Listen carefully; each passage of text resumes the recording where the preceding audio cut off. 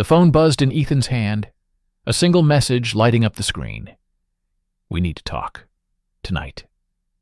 His stomach dropped. James, the man who'd turned his world upside down, was pulling away. Ethan could feel it.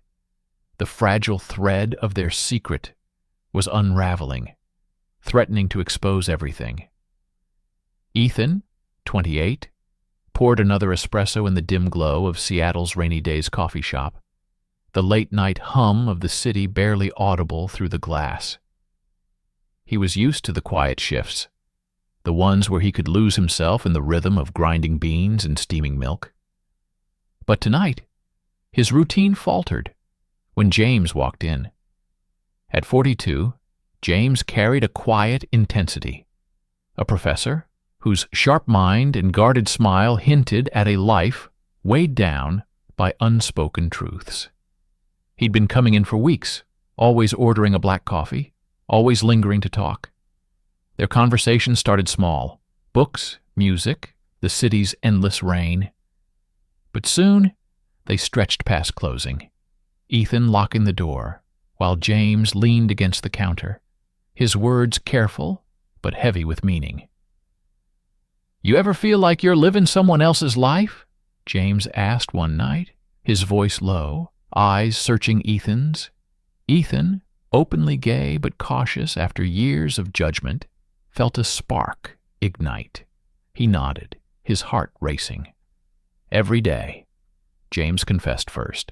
After a month of late-night talks, he admitted he was drawn to Ethan in a way he'd never allowed himself to feel. "I'm married," he said, the words slicing through the air. "But it's been over for years, emotionally, at least. Laura and I, we're just going through the motions." Ethan's chest tightened. He'd heard stories like this before, men trapped in lives they couldn't escape. But James was different. His vulnerability was raw, disarming. They crossed the line one rainy evening, meeting in a deserted park across town. No one would see them there, hidden by the drizzle and the dark. James reached for Ethan's hand, his touch tentative but electric. "This is wrong," James whispered, but he didn't pull away. Ethan's pulse pounded, torn between desire and the weight of what this meant. "Then why does it feel right?" he replied, his voice barely audible over the rain. Their secret grew in stolen moments, brief touches in the coffee shop after hours, coded texts, glances that lingered too long. Ethan felt alive, like he'd been sleepwalking, until James woke him up. But the thrill came with a shadow. Marcus, Ethan's best friend since college, noticed the change. "You're distracted, man," Marcus said one night over beers, his eyes narrowing. "What's going on?" Ethan forced a smile, deflecting. "Just work." The lie tasted bitter, but the truth was impossible. James, too, was fraying under the pressure. His wife, Laura, asked pointed questions about his late nights, her suspicion sharpening with every vague excuse. "I'm working on a paper," he'd say, but the strain in his voice betrayed him. Ethan saw it in his eyes, the fear of being caught, of losing his career, his family, his carefully constructed life. Yet every time they met, James leaned in closer, like he was chasing something he'd never had. One night, as Ethan wiped down the coffee shop counter, James lingered longer than usual. "I can't stop thinking about you," he said, his voice a mix of desperation and resolve. Ethan froze, the rag still in his hand. The words were a lifeline and a warning. "What are we doing, James?" he asked, his heart pounding. James stepped closer, the space between them shrinking. "I don't know," he admitted, "but I don't want to stop." Ethan's breath caught. Neither did he. But the world was closing in.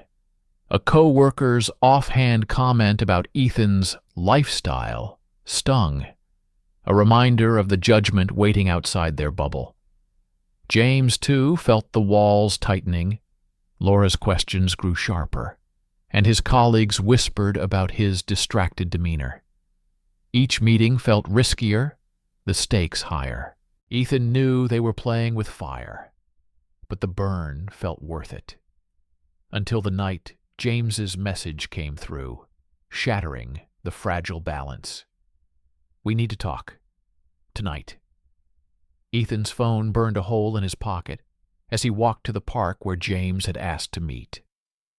The words, "we need to talk," echoed in his mind, each syllable tightening the knot in his chest.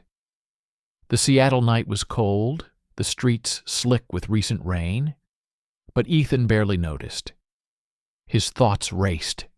James's message felt like a guillotine, poised to sever the fragile connection they'd built. James was already there, leaning against a tree in the shadowed corner of the park. His posture was stiff, hands shoved deep into his pockets. "Ethan," he said, his voice low but strained, "this is getting harder." Ethan stopped a few feet away, his breath shallow. "What's changed?" he asked, though he already knew. The secrecy, the lies, they were suffocating them both. James ran a hand through his hair, his eyes darting to the empty path. "Laura's asking questions. She's not stupid. And at work, people are starting to notice I'm not myself." Ethan's stomach twisted. He'd felt the weight, too. Marcus's probing questions, the co-worker who'd sneered when Ethan mentioned a pride event.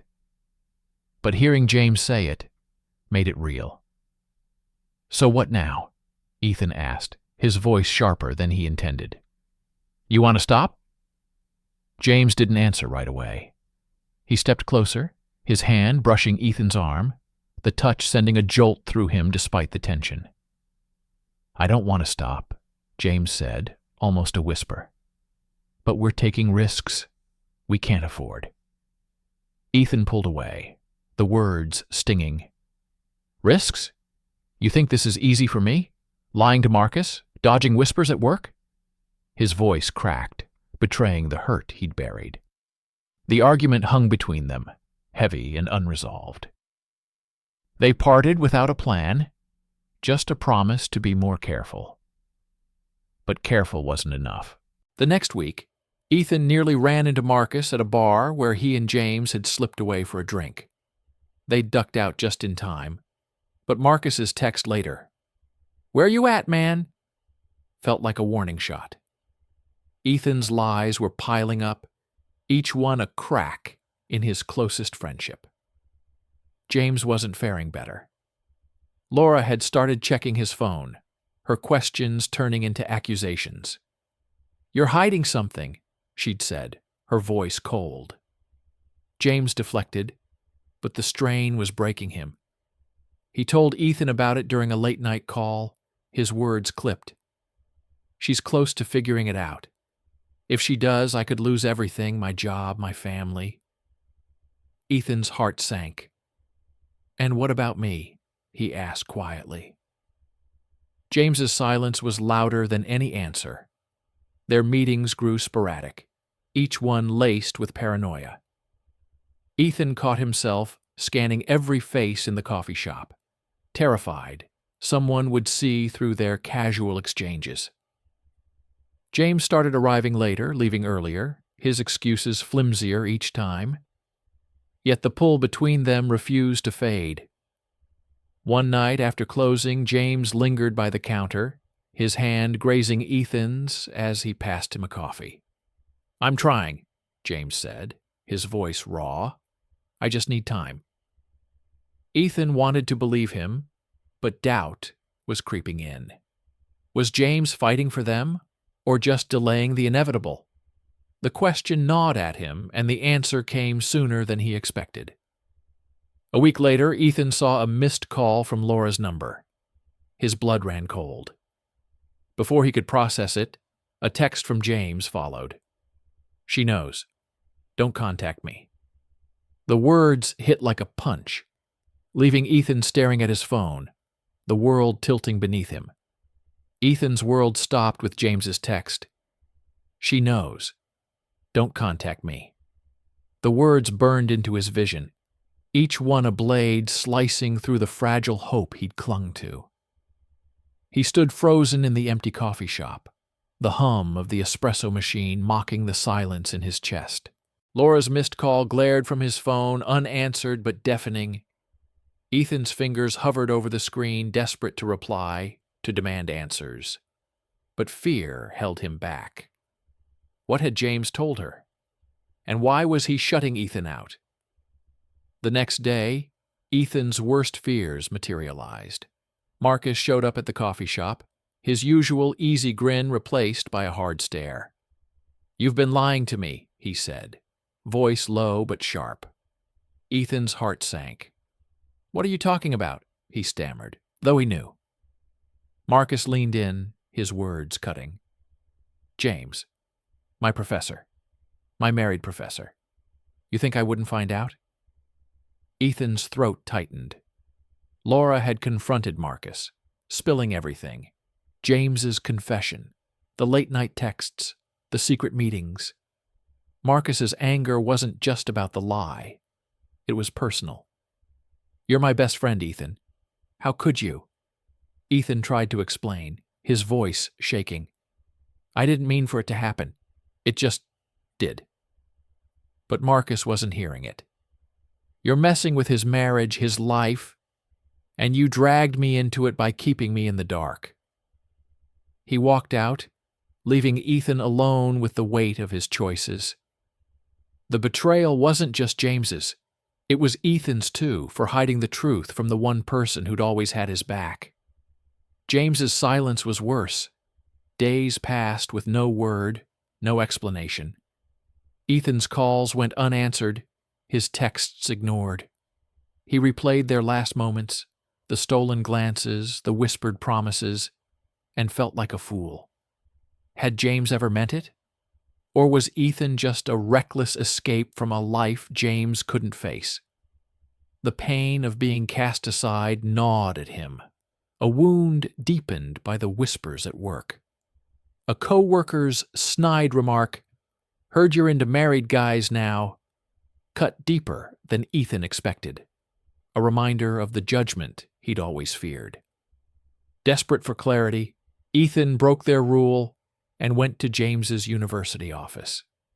The campus was quiet, the hallways dim, but James was there, hunched over his desk. He looked up, startled, his eyes hollow. "You shouldn't be here," James said, his voice barely above a whisper. Ethan's anger flared. "You don't get to ghost me after everything. What happened?" James's jaw clenched. "Laura found your texts. I panicked. I told her it was a mistake, that I'd end it." Ethan's chest tightened. "A mistake? That's what I am to you?"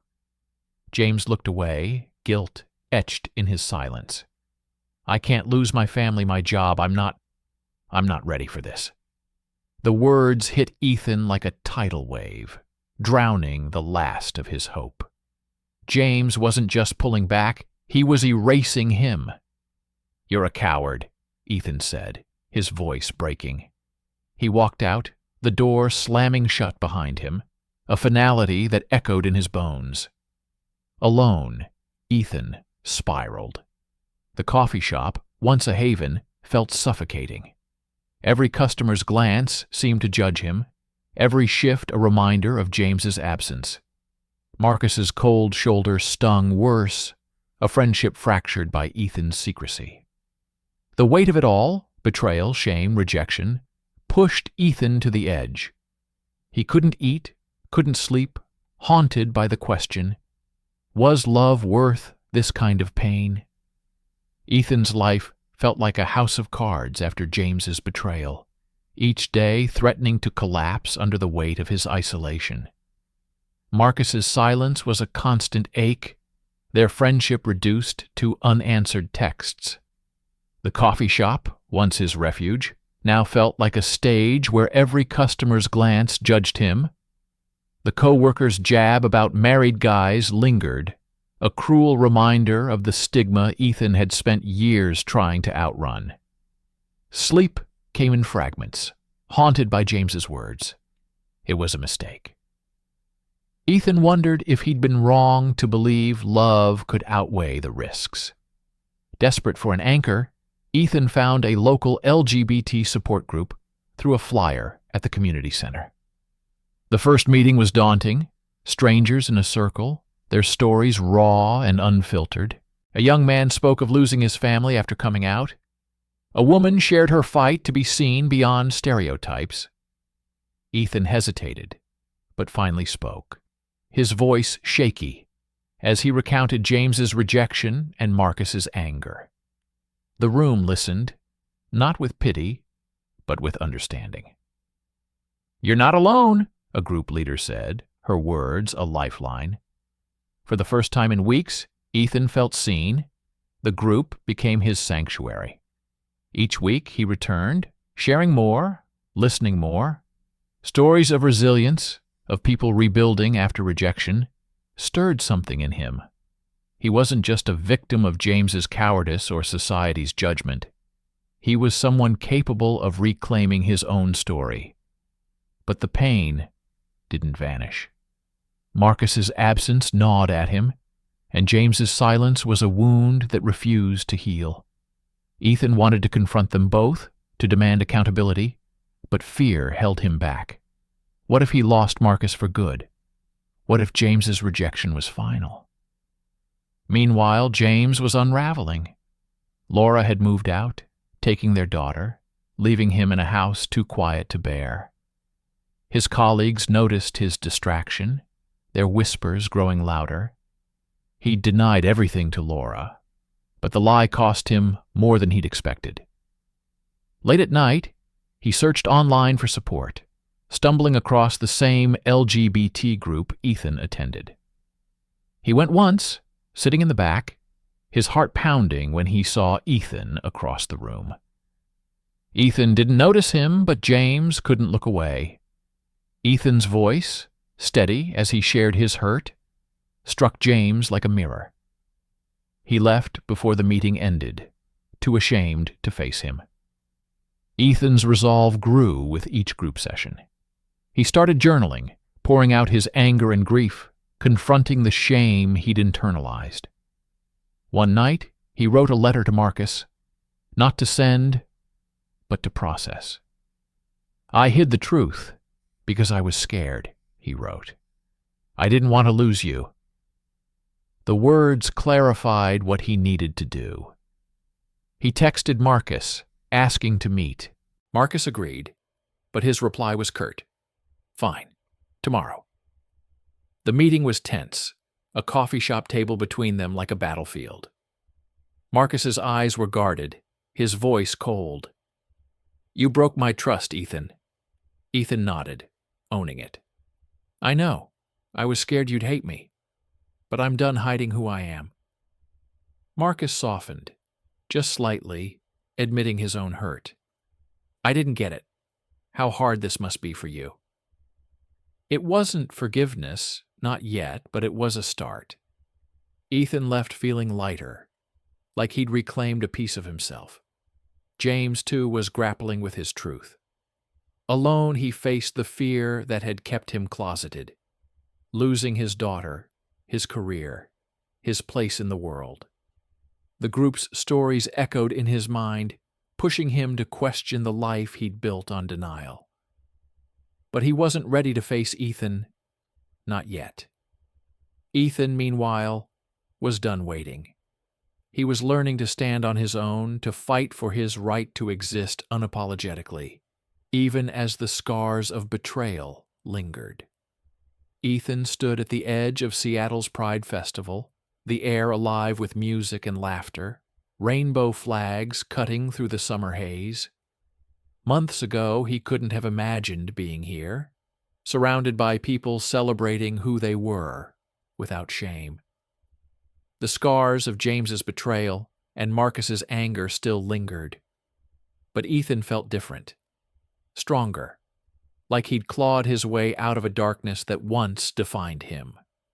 The LGBT support group had given him that, a space to rebuild, to see his worth beyond the pain. Marcus had come around slowly. After their tense coffee shop meeting, they'd started talking again, small steps toward mending what was broken. One night, Marcus showed up at Ethan's apartment, his voice quiet but sincere. "I was wrong to shut you out," he said. "I didn't get how much you were carrying." Ethan nodded, his throat tight. "I should have trusted you." They didn't hug or make grand promises, but the air between them felt lighter, like a wound finally healing. Marcus even joined Ethan at a group meeting, listening to stories that shifted his perspective. Their friendship wasn't the same. It was better, built on honesty. James's path was harder. After seeing Ethan at the support group, he couldn't shake the guilt. He'd hurt Ethan, denied his own truth, and lost Laura and their daughter in the process. The silence of his empty house forced him to confront what he'd buried for years. He started attending the group regularly, sitting quietly, absorbing stories of courage. One evening he spoke, his voice trembling as he admitted his fear of coming out, the shame that had kept him hiding. The group listened, offering not judgment, but space to grow. It was a start. James knew he owed Ethan more than silence. He found him at the coffee shop, waiting until the last customer left. Ethan tensed when James walked in, his heart a mix of anger and ache. "I'm not here to make excuses," James said, his voice steady but raw. "I was wrong to push you away. I wasn't ready to face myself, and you paid the price." Ethan's jaw clenched, memories of betrayal flooding back. "Why now?" he asked. James met his eyes. "Because I'm done lying. To you, to myself, to everyone." James had come out to his family, facing their disappointment head-on. His daughter was struggling, but they were talking, slowly rebuilding. His colleagues knew too, some supportive, others distant. "It's not easy," James admitted, "but it's honest." Ethan listened, his anger softening but not gone. "I'm glad you're finding your way," he said, "but I can't go back." James nodded, accepting it. "I just needed you to know it meant something." They parted with a quiet understanding. No promises, just closure. Ethan threw himself into the support group, not just attending but helping organize events. He shared his story with newcomers, his voice steady now, offering hope to those still fighting their own battles. At Pride, he walked with the group, their banner high, his heart full. He wasn't defined by James's betrayal or society's whispers anymore. He was Ethan, open, flawed, and unapologetic. As the festival pulsed around him, Ethan spotted Marcus in the crowd, waving him over. They stood together watching a drag performer light up the stage. "You good?" Marcus asked. Ethan smiled, the first real one in months. "Yeah, I'm good." The future was uncertain, but for the first time, Ethan felt ready to face it. No longer hiding, no longer afraid.